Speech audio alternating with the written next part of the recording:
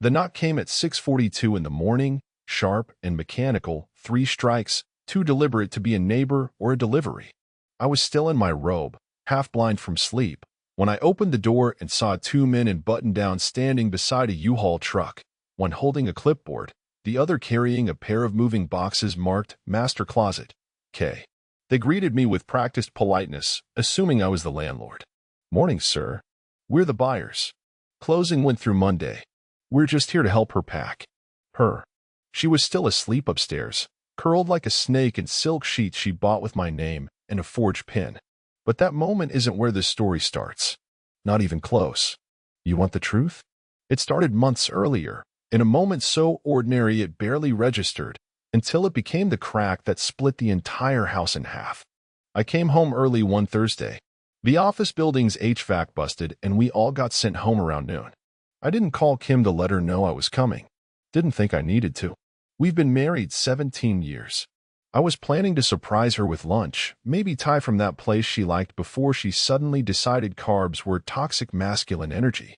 The house was too quiet when I walked in. It wasn't just the silence. It was the stillness, like the house had been holding its breath, caught in the act.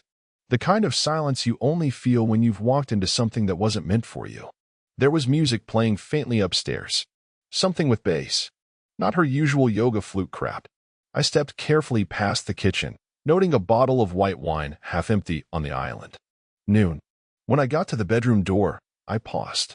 Laughter. A man's. Deep, relaxed, like he owned the place. I didn't barge in. I didn't need to. I simply turned and walked out, got back in my truck, and drove around the block until my hands stopped shaking. I didn't confront her that day, or the next, or the week after. Instead, I became a student of silence. I listened. I watched. I waited. She started hiding her phone like a teenager. Started taking showers in the afternoon and locking the bathroom door. Her scent changed subtle, but there. A cologne on her skin that didn't belong to me. Then came the receipts. Literally. A crumpled valet stub from the Southbridge Hotel, stuffed in the pocket of her gym bag. She said she met a friend there for a wellness event. She said it without blinking. But the valet ticket said room 518. And the timestamp was 11:37 p.m. I nodded, smiled, kissed her on the forehead and told her I hoped she had a nice time. That night, while she fake slept beside me, I pulled the county assessor's sign on my laptop and looked up our house. The records didn't match what I remembered. There was a new lien, a second mortgage, filed 2 weeks ago. My stomach clenched. I opened the PDF on the legal site. Page 3 hit like a brick. Signature of Jonathan T. Myers. My name. My signature. Only, I hadn't signed a damn thing. She forged it. Sloppy, but enough to fool a notary who clearly didn't check IDs. I sat there until dawn, heart pounding like war drums in my chest, staring at her silhouette beside me. Her betrayal wasn't impulsive. It was calculated. It was predatory.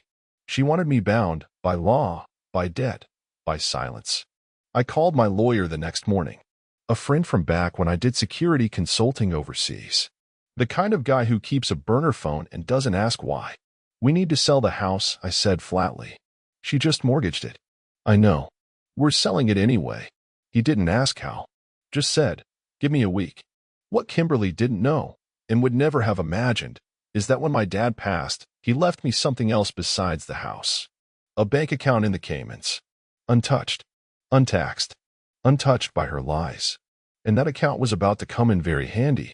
Because if she wanted to play dirty, I was about to rewrite the entire goddamn rulebook. The thing about betrayal is that it doesn't scream. It whispers. It inches closer on silent feet and smiles at you across the dinner table. The morning after I confirmed the forged signature, I poured Kimberly her coffee, cream, 2 stevia, oat milk, not a drop of dairy, God forbid, and kissed her cheek like nothing was wrong. She was humming something stupid under her breath, already scrolling her phone. Probably texting him. Probably thinking she had me tied up in her little scheme. But I had already begun the process. First move? I quietly shifted the title of the house. I still had legal rights as the original inheritor. That forged signature didn't override the clauses my father embedded when he transferred the deed. He was a paranoid man, and bless him for it, He included a silent override clause that allowed me to initiate a sale under unilateral risk of financial duress. It's a legal ghost protocol, buried deep in the document, but it gave me just enough room to move. By Thursday, my attorney had initiated a quiet listing under a trust one formed in high school as part of a military savings program. Kimberly had no idea it even existed. The house went on a private buyer's network, and because of its condition and location, for blocks from the lake, it sparked interest immediately. All while she was giggling over Pinterest boards for her imaginary kitchen remodel. Then came the offshore setup. I pulled $22,000 in cash from my personal emergency savings and flew to Nassau for work. That's what I told her. High-risk client, fast turnaround. She didn't even blink. Just waved me off and asked if I could Venmo her a couple hundred while I was gone because she accidentally double-booked a hair appointment and a microdermabrasion session. I set up the trust account in a name she'd never heard. Moved every cent of the pending sales down payment into it. Layered it in shells. I wasn't just taking back what was mine. I was erasing any future she thought she had with it. When I got back from Nassau, she didn't even ask about my trip. She was too busy planning a women's retreat to Sedona with her friend Allison, who I now suspected wasn't a woman at all. I nodded, encouraged it, told her she deserved the time off. Take care of yourself, I said. You've been under so much stress lately. She smiled. God, that smile. Like butter wouldn't melt in her mouth. Like she hadn't just financially gutted the man who used to carry her on his shoulders through airport security because her feet hurt. I started gathering more evidence, just in case. Dug through the recycling, pulled credit card statements she tried to toss. One in particular stood out, charges from a jeweler. Not a chain. A boutique. I waited until she left for yoga and drove there. Hi, I said at the counter, tapping the glossy glass where an array of diamond-studded watches shimmered. My wife was here last week. I think she mentioned it was an anniversary gift. The girl behind the counter lit up. Oh yes, she was so excited. She said it was a surprise for her fiancé. I stared at her. Blinked. Her fiancé? Yeah, she said, smiling like this was normal. She said they were eloping. Picked out a platinum band with a black diamond. Very non-traditional. I nodded. Thanked her. Walked back to my truck in total silence. Eloping. She was eloping. With some other man. On a mortgage she forged in my name. Using my house as collateral. And now she was out shopping for rings while I played along, pouring coffee and pretending I didn't know she was planning to erase me from her life like a bad typo. But I wasn't going to yell. I wasn't going to cry. Because I already knew how this ended. The sale was set to close in 10 days. My lawyer had arranged everything to be handled remotely. The buyers were an older couple from Utah who'd been looking for a turnkey vacation home near the water. They wanted a quick closing. Cash. No inspections. Bless their hearts. The house was already gone. Kimberly just didn't know it yet. I watched her that night, from across the living room. She was curled up on the couch in one of my old t-shirts. Ironic, right? Laughing at some garbage reality show while texting under a blanket. Her phone buzzed every few minutes. She thought she was slick, angling the screen away like I wasn't 3 feet from her. She didn't notice I was watching her. That she was standing at the edge of a cliff, smiling, while I quietly lit the fuse beneath her. Because when the ground gave out, I wasn't going to catch her. I was going to watch her fall. By the time the house officially went under contract, Kimberly was planning a spiritual detox weekend in Arizona. $2,000 for 3 days of crystals, sage, and some sunburned con artist named River teaching breathing techniques. She packed a duffel of white linen and swimsuits I'd never seen before. Said it was women only, but I saw the second toothbrush tucked in with her cosmetics bag. She thought she was clever. She thought she'd already won. I played the fool a little longer. That Friday, while she was busy FaceTiming Allison from the back patio and sipping cucumber water like a damn influencer, I sat in my truck with a burner phone and finalized the last detail. Not the house sale. That was already signed, sealed, and scheduled to close Monday morning at 10 a.m. No, this was different. This was about disappearing the proceeds. I needed every dollar from the closing to vanish before she smelled it. That meant layers of movement, currency swaps, and finally a trust buried so deep in offshore filings it would take a federal subpoena and 6 weeks of forensic accounting just to get a whiff. Kimberly didn't know I'd been preparing for this. Years ago, when my dad passed, I handled his estate quietly, efficiently, without a hint of it touching our shared accounts. He always told me, don't keep everything where someone can find it. Not even your wife. Back then I thought it was paranoia. Now I call it prophecy. That Saturday, Kimberly left for her little retreat. She kissed me on the cheek and said, "Don't miss me too much," before climbing into a lift. No luggage tags. No itinerary shared. Not even a goodbye that felt real. The second the car pulled away, I was already on the move. First, I pulled everything of mine out of the house: documents, keepsakes, military plaques, family photo albums. The boxes were labeled under an alias and driven 2 towns over to a friend's warehouse I'd rented space in. Cameras off. No digital trail. Then I went through her drawers. Not because I needed more proof. I already had enough to bury her in court. No, I was looking for anything dangerous: pills, IDs, credit cards. Things she might try to use once the bomb dropped. In her bottom desk drawer, I found a manila envelope with a printed itinerary for a resort in Cabo. 2 names on the reservation: Kimberly Myers and Trevor Dalton. Honeymoon suite. Check in the following Saturday. Honeymoon. That word punched me harder than anything else so far. Not the forged signature. Not the fake friends. That she was planning to marry him. Or pretend to. In Mexico. In our time slot. Our wedding anniversary was that exact weekend. That's when the rage kicked in. Not the messy, screaming rage, no, the deep, cold kind that settles into your spine like concrete. I stood in that silent room, staring at the itinerary, and promised myself something. When she came home Sunday night, her life would no longer exist in that house. She would walk into a shell, an echo of what she thought she owned. And Monday morning, while she slept off her hangover and dreamed of turquoise waters and men who lift weights for a living, she'd wake up to find her kingdom gone. I even left a note. But not for her. For the buyers. I slipped it into the mailbox under the welcome packet. It read, "Everything inside now belongs to you. Feel free to start fresh. The prior occupant no longer resides here. She just doesn't know it yet."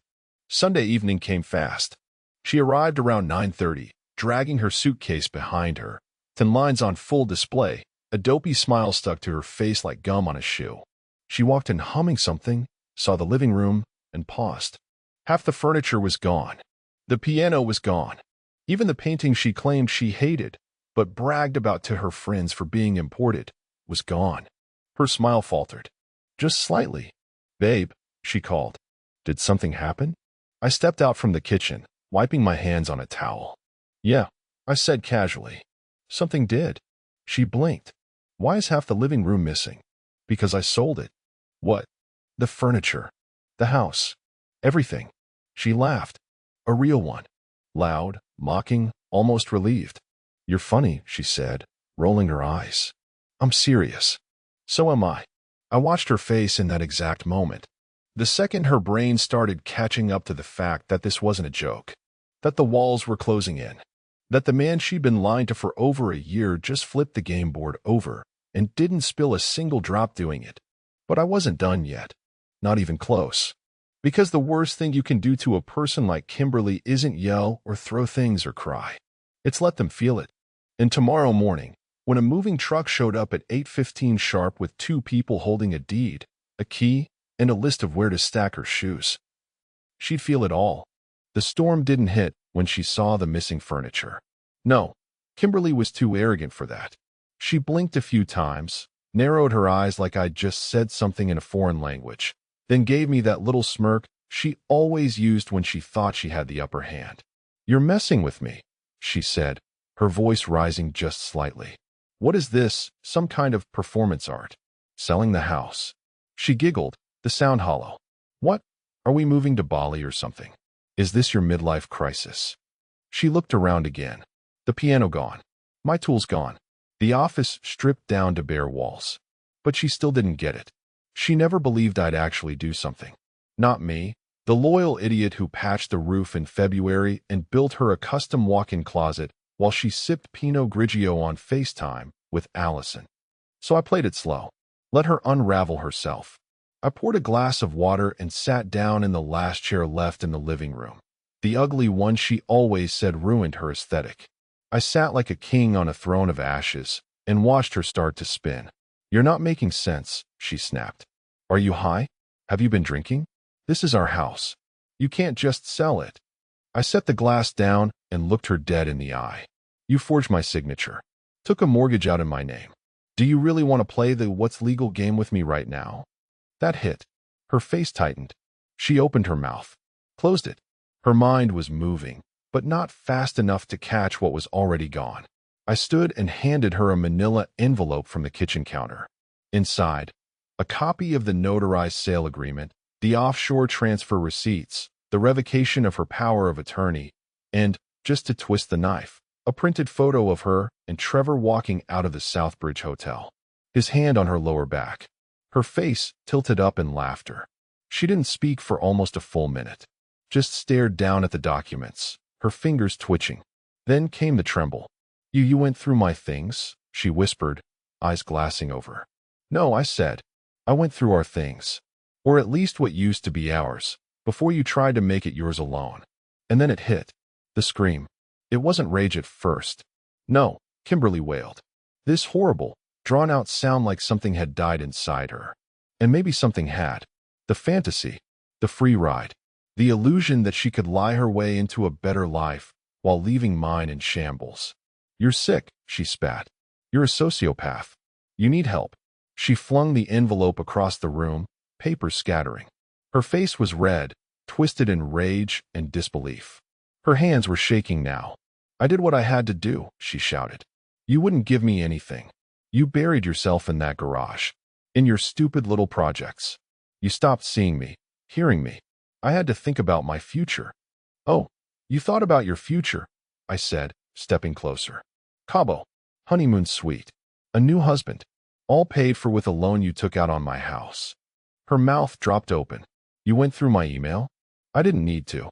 You left the reservation on your desk like a participation trophy." She looked like she might faint. "Or kill me. Or both." "You ruined my life?" she shrieked. "No," I said coldly. "You did that all by yourself. I just turned the lights on." She stormed past me, charging up the stairs. A minute later I heard drawers slamming, closet doors flinging open. Then came the first of many breakdowns. "Where are my bags?" "Gone," I called up. "You mean packed?" "No. Gone. Sold, donated, or boxed up for delivery. Depends which item." She came flying down the stairs like a banshee, barefoot, makeup smudged from the flight, hair frizzed from the dry Arizona air. "You can't do this," she bellowed. "This is abuse. I'll call the police. I'll call a lawyer." I shrugged. "Do it. Just make sure they have the address of your new place. Because this one, you've got about 12 hours left in it. New owners come at 8. She froze. The color drained from her face. "You're lying," she whispered. I didn't respond. Just walked to the mantel, lifted the only item left there, a framed wedding photo, and set it down on the floor. "They'll be bringing boxes for your things. I suggest you start packing." She didn't move, didn't speak. I walked past her, out the front door into the cool night air. I needed to breathe, needed to let the silence wrap around me. From inside the house, I heard her begin to sob. Not the performative, manipulative kind. The real thing. Guttural. Ugly. Alone. But I felt nothing. Not satisfaction. Not joy. Not even peace. Just clarity. It was finally happening. The castle she built on lies was crumbling. And I wasn't going to be there when it hit the ground. The sunrise that morning felt different. I sat on the porch with a mug of black coffee, steam curling in the sharp air. The sky was a bird of soft orange and pinks, birds just beginning their stupid, chirpy war songs. It should have been peaceful, but there was tension wrapped around the house like wire pulled taut. Inside, Kimberly hadn't slept. I heard her pacing until after 4, slamming drawers, muttering to herself. Once, I heard her punch the wall. Another time, she kicked a door and screamed into a pillow. It wasn't grief. It was panic. She finally understood. At 7:02 a.m., I heard the thump of her suitcase hitting the stairs. She was dragging it behind her like a corpse, her hair wild, mascara smudged beneath her eyes like bruises. She still wore the white linen pants from her trip, wrinkled, stained with what looked like wine, and a tank top that clung to her like a last defense. She dropped the bag by the door, leaned against the wall, and stared at me. "You're really doing this," she said, voice cracked and raw. I didn't reply. Where am I supposed to go? I took a sip of coffee. Let the silence dig in. "You think this makes you strong?" she whispered. "You think taking everything away makes you the victim?" That made me smile. Just a twitch. "No," I said. "Taking everything back makes me awake." Her eyes darted to her phone, which she clutched in both hands like a lifeline. "I'm calling my brother," she said. "He'll sue your ass. I'll go to court. I'll tell them you manipulated me, emotionally neglected me, that I was desperate. You forged my signature on a federal mortgage application," I said calmly. "You'd be lucky to get community service." Her lips parted. She hadn't expected me to say it out loud, to own it. The truth was a spotlight she couldn't escape from anymore. Then, like clockwork, the U-Haul arrived. It rolled up the driveway slow and steady. Behind it, a modest SUV with Utah plates. An older couple stepped out, early 60s, maybe, smiling and holding a folder. The man waved at me. The woman looked up at the house with excitement. They didn't see Kimberly. Not yet. She backed into the hallway like a cockroach avoiding light. The U-Haul guys followed behind, already hoisting up boxes labeled New Master, his, and kitchen appliances. The woman leaned toward me. "We're so thrilled. The photos didn't do this place justice. We love it already." "Glad to hear it," I said. "Everything's ready inside." Kimberly was gripping her suitcase, now like it might anchor her to something. She stepped into view, eyes glassy, face blotchy from hours of crying. The woman noticed her and paused. "I'm sorry, are you?" "She's just leaving," I said before Kimberly could open her mouth. The woman smiled kindly. "Oh, of course." Kimberly stared at me. She didn't move, didn't breathe. I leaned in close and whispered, low enough that only she could hear. "You don't belong here anymore. And if you embarrass yourself in front of them, I'll make sure every detail, the affair, the forgery, the ring for Trevor, becomes public record in 3 counties." She blinked. I saw the flash of fury in her eyes, the heat rising like venom. But something in my voice made her stop. She looked at the older woman again, then at the movers, then back to me. And for the first time in years, she backed down. She rolled her suitcase out the door without a word. No grand scene. No final insult. Just the quiet whimper of someone who thought they were the queen, now stripped of her crown and told to walk. I didn't watch her go. I turned back to the buyers, shook their hands, and welcomed them into their new home. Their laughter echoed behind me as they stepped through the door, my door, now theirs. And somewhere down the street, Kimberly disappeared around a corner, alone. No Trevor in sight. No kingdom to return to. Just the sound of a house locking shut behind her. The silence after she left wasn't the kind I expected. I thought I'd feel weightless, vindicated, free. But it wasn't like that. It was quiet. Still. Not peaceful, just heavy. The kind of stillness you get when a hurricane finally passes and you're standing in the rubble, blinking at the sun, unsure if you should smile or brace for the next hit. The new couple moved in seamlessly. They had no idea the ashes they were sweeping away had a name, a past, or a suitcase full of designer lies. I stayed only long enough to help with a few keys, show them where the circuit breaker was, then slipped out before Kimberly's name ever came up. I didn't owe them her story. I didn't owe her anything. I checked into a short-term rental a town over. Plain place. Clean. No memories in the walls. Just a couch, a bed, and a fridge that didn't ask questions. The first night, I laid in the dark staring at the ceiling, wondering if I'd finally put it all behind me. And that's when I got the text. Not from her. From him. Trevor Dalton. The man who thought he could wear my life like a spare suit jacket. It was a photo. Blurry. Looked like the inside of a hotel room. Kimberly was sitting on the edge of the bed, clutching a cocktail in both hands. Her makeup was running. Her hair was a mess. Her mouth was open mid-yell, or maybe mid-big. Trevor's caption was short. 2 words. She lied. I stared at it for a full minute before my brain caught up. Then he sent another message. I don't know what's going on, but she said you stole everything. That you faked a sale. That she's locked out of her accounts. She's threatening to hurt herself if I don't send money. You need to fix this. I didn't reply, but I did scroll up. I'd never spoken to the guy. Never saved his number. But there it was, his full contact info in the message header. And attached to it, an email address. Business domain. He ran a consulting company that did fitness and motivational coaching. Translation. Instagram scams, alpha male, webinars, and probably a boatload of unpaid taxes. I looked him up. In under 10 minutes, I found out everything I needed. He was already on the verge of bankruptcy. 2 defaulted loans, a suspended driver's license, and a cease and desist from a woman in Phoenix who claimed he took $5,000 for life coaching and vanished. Kimberly really knew how to pick him. What struck me wasn't the scam. It was how little he knew. She didn't just lie to me. She lied to him, told him I was broke, that I was emotionally abusive, that I cheated first, that the house was hers, left by her grandmother, and that I was just too proud to put it in her name. She painted herself as the victim to everyone. Every lie she told me, she repackaged for Trevor and wrapped in tears. She told him I was controlling, told her friends I was unfaithful, told her parents I was spiraling. I wasn't a husband. I was a ghost story she used to get sympathy, money, and room to cheat. And now that the lies had collapsed, she had nowhere to run. I didn't reply to Trevor's messages. I wanted him to stew in it, to realize he wasn't a savior, just the next idiot in line. She used him the same way she used me until the well ran dry. But something in me twisted when he said she threatened to hurt herself. Was it true? Or another manipulation? I didn't know. And I hated that I still cared even a little. I called her mother. We hadn't spoken in years. Last time I saw her, she rolled her eyes when I brought up Kimberly's spending habits and told me, "My daughter has expensive taste, get used to it." She picked up on the third ring. "John." Her voice was wary. "She might contact you," I said.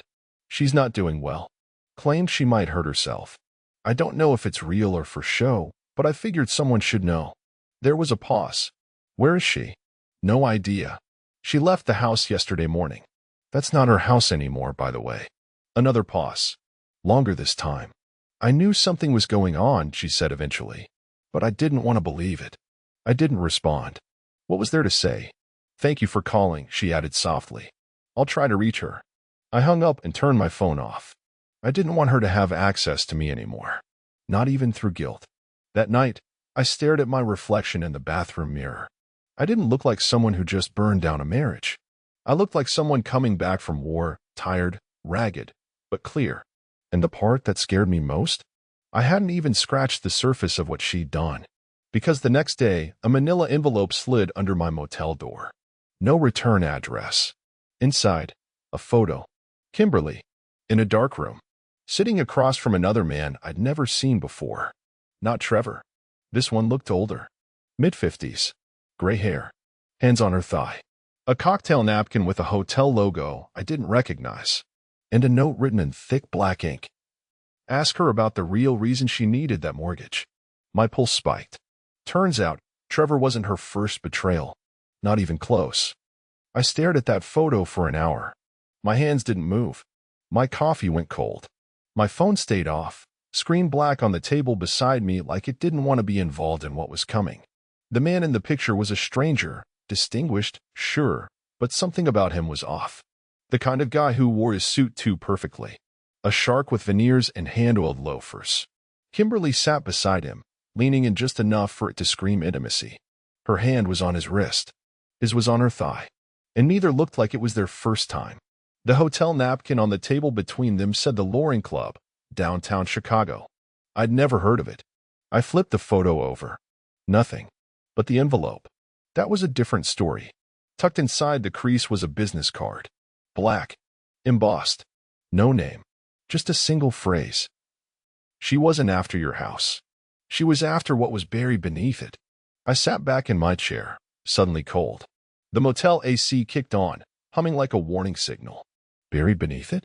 That phrase itched at something deep in the base of my skull. I pulled out my laptop and opened the scan deed. The land had belonged to my grandfather since 1958, transferred to my dad in 91, and passed to me in 2010 after the funeral. There was never any talk of anything special, just a modest plot, 2 lots from the lake, old soil. But then I remembered something. A story my dad used to tell. Half in jest, half in whiskey. About rum runners. Back in the Prohibition days, he said, our town was a corridor for smugglers, booze from Canada coming south through the lakes and overland routes. He used to claim the basement in our house sat on a tunnel, long since collapsed, that led toward the docks. I used to dig down there as a kid, he told me once, grinning over a bourbon. Grandma nearly beat me to death when I found a rusted crate of sealed bottles. Said it was cursed. Said that house was built on dirty money. I always thought it was folklore. A drunken man's memory. But now? Now Kimberly was gone. The house was sold. And suddenly, anonymous photos of her with another man were sliding under my door, talking about secrets buried under the goddamn floorboards? No, this wasn't over. I called Paul. Paulie's an old friend from my army days. Tech guy.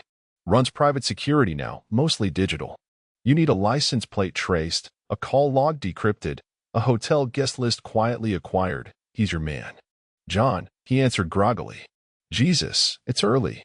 I need you to look into something for me. I'm not doing anything illegal before coffee.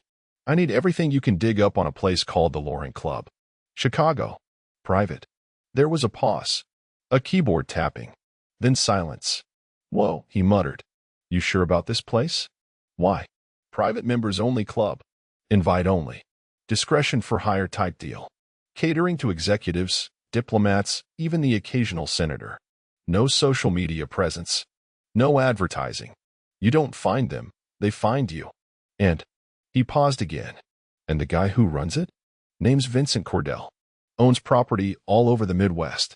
Real estate, private events, rumors of more. Shady offshore connections. Probably nothing provable. Send me his photo. A ping. I opened the file. It was him. The man from the photo with Kimberly. Gray hair. Tan skin. Thin. Smug smile like he always knew something you didn't. She hadn't just been cheating. She was playing a bigger game. And that second mortgage? The one she forged in my name?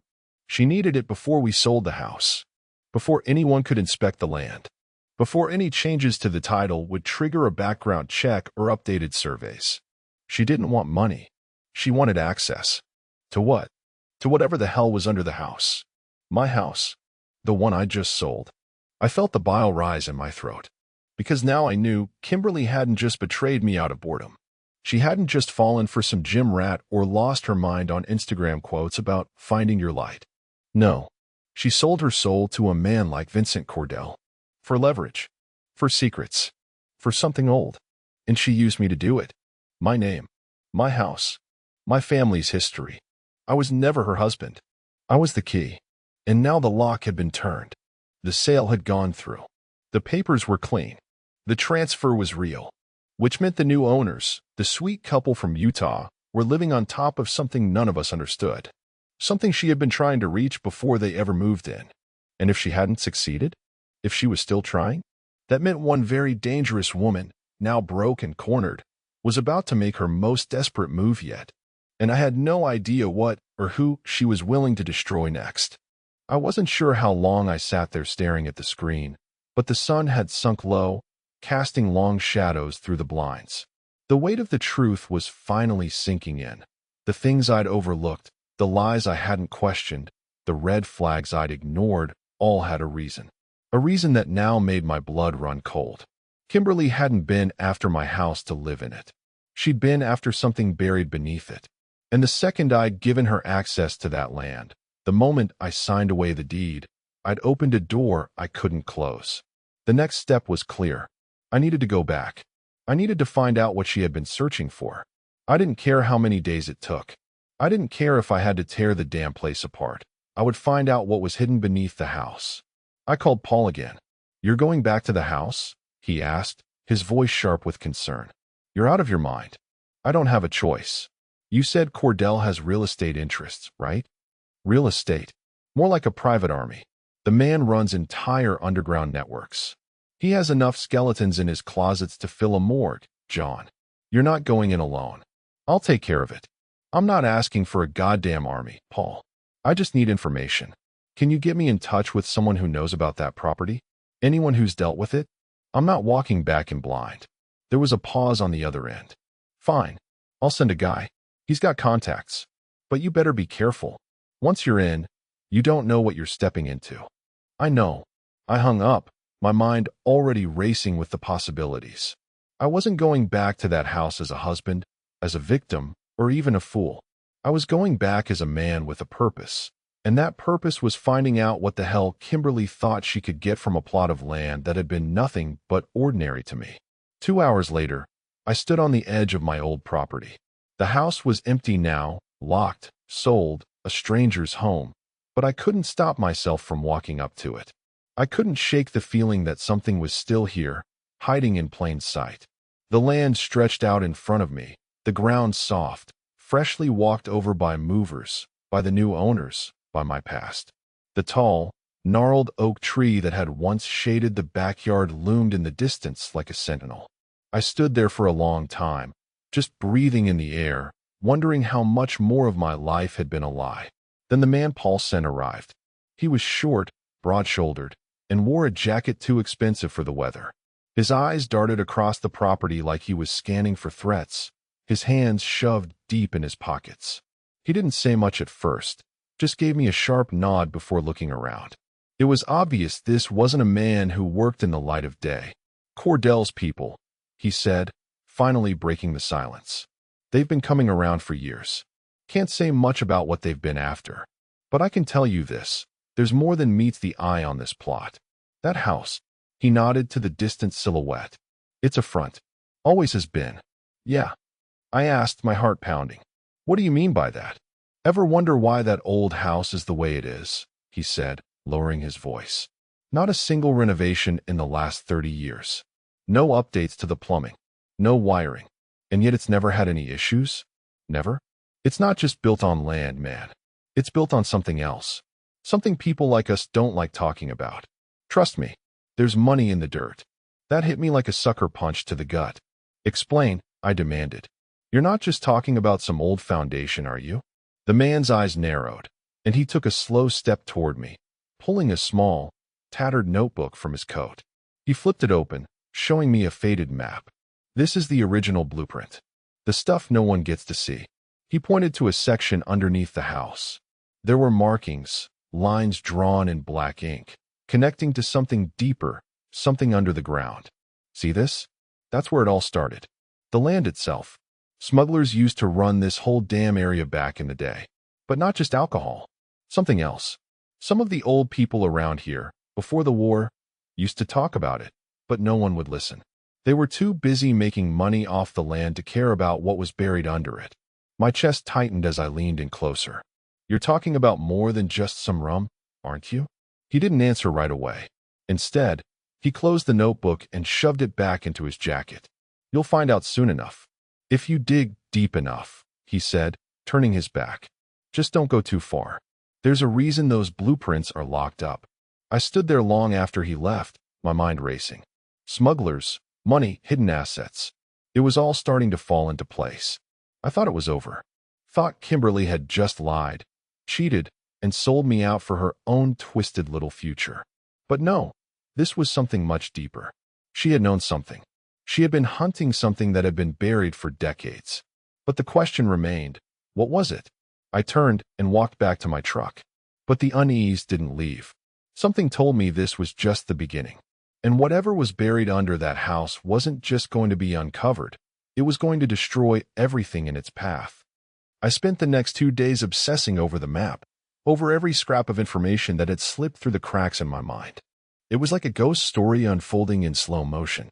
Every piece of the puzzle was there, just out of reach, and I was driven by one singular need, to understand.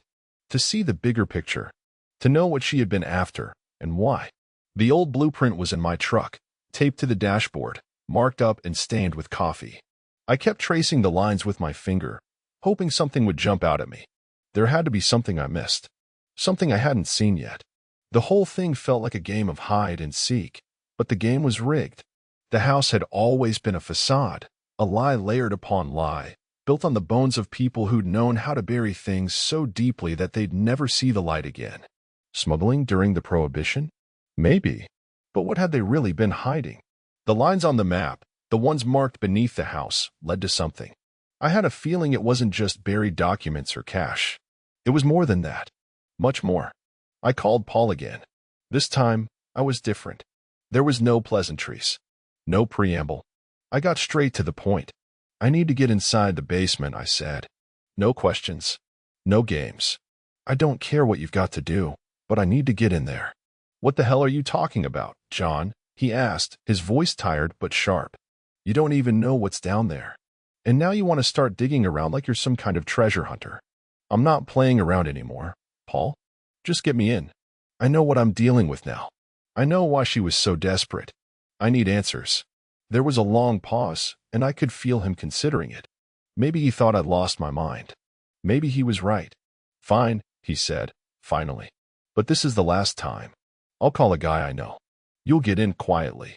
Just don't go overboard. You don't know what you're asking for. I didn't argue. I didn't need to. The fire had already burned too hot inside me. The next day, I was back at the house. The new owners were out for the weekend, and the place was empty, save for the eerie silence that had settled in like an unwanted guest. I arrived early, just as the sun began to climb over the horizon, casting long shadows over the house. I could feel the weight of the place, like it was watching me, knowing what I was about to do. Paul's guy, a tall, quiet man named Brad, met me at the front gate, dressed in work clothes that blended him perfectly with the surroundings. We didn't speak much. He was a professional, and I didn't need to know his life story. All I cared about was what was buried beneath the house. We moved quickly, no time for hesitation. Brad led me to the side of the house, where an old maintenance door sat hidden beneath ivy and weathered wood. It was the kind of door you'd miss if you weren't looking for it. But I knew now this wasn't just a place to store tools. This was the entrance to something else. Brad pulled a crowbar from his belt, prying the door open with practiced ease. The hinges groaned in protest, but I didn't flinch. I couldn't. I was too far in now. Too far to turn back. The basement stairs were steep and narrow, leading down into the darkness below. I could smell the musty air, the years of neglect. I hesitated only for a moment before following Brad into the blackness. The light from our flashlights cut through the gloom, revealing stone walls, cobwebs, and dust. There was nothing down here but silence. We moved deeper into the basement, my heart hammering in my chest. The map kept running through my mind, the lines beneath the house, the markings where they all converged. But the deeper we went, the more I started to feel like we were on the edge of something too big to understand. A secret buried for decades, waiting for someone like me to dig it up. Then we found it. Behind an old wooden crate, half buried under layers of dirt, was a large metal door. It looked old, rusted, weathered, as though it had been forgotten for a century. But there it was, tucked away, hidden from view. Brad didn't hesitate. He moved to it quickly, running his hand along the edges, feeling for a latch. He found it, a small, recessed handle, and with a grunt, he pulled the door open. The air that rushed out was thick. It wasn't just dust or mold, it was something else. Something ancient, like the air had been trapped for too long. The smell hit me first, like old copper, metal, and something else I couldn't place. Inside the small room was a chest. A large wooden chest, locked and sealed, sitting in the center of the floor. Brad didn't even blink. He reached for a crowbar, prying it open without hesitation. The wood cracked, the smell grew stronger, and when the chest finally gave way, I saw it. Stacks of old paper, sealed documents, and buried beneath them, a small metal box. I reached for it before Brad could touch it, pulling it out carefully, almost reverently. The box was cold to the touch, smooth and heavy. Don't open it here, Brad warned, but I couldn't help myself. My hands trembled as I ran my fingers over the cold metal. There was a faint engraving on the side, something that looked like a symbol, but it was too faded to read clearly. I could feel my heart in my throat. Kimberly had known about this. She had known what was buried beneath the house, what my grandfather had left hidden all these years. Whatever was inside this box, it was the thing she had been searching for. The thing she'd sold me out for. And now, I was holding it. I didn't sleep that night. Back at the motel, the metal box sat on the table under the yellow flicker of a ceiling bulb that buzzed like a dying wasp. I couldn't take my eyes off it. It radiated cold, not just in temperature, but in the way it felt. Like it didn't belong in this century. Like it had no business being in a world of microwaves and cell towers. The engraving was clearer now under the light. A circle with a single line splitting it through the center. No letters. No numbers. Just that symbol. I turned it over again and again, looking for hinges, for any kind of keyhole, but there was none. Just a seam. Thin. invisible unless you tilted it at the right angle. I thought about calling Paul, about having someone with more experience, more caution. But something in me said no. This box came from my house, my bloodline. Whatever was inside, I had to open it myself. I reached for the hunting knife I kept in the drawer, slid the tip carefully into the seam, and twisted. There was a faint hiss, like a vacuum releasing. And then, silence. I opened the box. Inside were two items. One, a stack of cash, old U.S. bills, pre-war print, neatly bound with twine. Likely worth more as a collector's treasure than face value. Not just smuggled booze money, this was hush money. Emergency money. The kind you only keep if you're planning to vanish and never come back. And the second? A bundle of letters. Dozens of them. All addressed to one name, in spidery black ink. VC. I froze. Vincent Cordell. The man Kimberly had met. The man whose fingerprints were all over this mess. The man who ran the Loring Club and whose reach bled through shadows in ways no law could trace. I opened the first letter. It was dated June 17, 1961. Written in rushed cursive, barely legible. It described a transaction. Not in money, not in land. In names. Names of officials. Judges. Police chiefs. Mayors. People who'd been bought. Covered up. Protected. The letters didn't just expose a smuggling ring. They exposed an entire operation, an underground network that traded favors like currency and buried people who refused to play ball. My grandfather? He wasn't just a bystander. He was the ledger keeper. This land, my land, was the vault. And somehow, Cordell never got those letters. My grandfather must have locked them away before the walls started closing in. Maybe he planned to use them as leverage. Maybe he wanted to destroy them. Either way, he buried them deep and took the secret to his grave. Until Kimberly came sniffing. She must have discovered them through old family documents. Maybe a slip of a journal, a photo with initials, an overheard conversation. She wasn't looking for inheritance. She was looking for leverage. And she almost got it. That second mortgage? That forged signature? It wasn't just about draining me. It was about unlocking the vault. She didn't want the house. She wanted the letters. And now I had them. By dawn, I had the whole box scanned and uploaded to 3 encrypted servers across 2 continents. I made flash drives. I made backups of backups. When I mailed to Paul, another I left in a safety deposit box under a different name. And then, as the sun rose, I called Vincent Cordell himself. He answered on the second ring. "You don't know me," I said, "but you knew my grandfather." A pause. Sharp silence. I imagined the temperature in his office dropping by 10 degrees. "Go on," he said. "I found the box. The letters. Everything." Another pause. "What do you want?" "I want you to stay the hell away from me. From the people who live in that house now. From Kimberly. From anything tied to this land. You try to make a move, and the letters go wide. Press, feds, internet, everywhere." He didn't respond for a long time.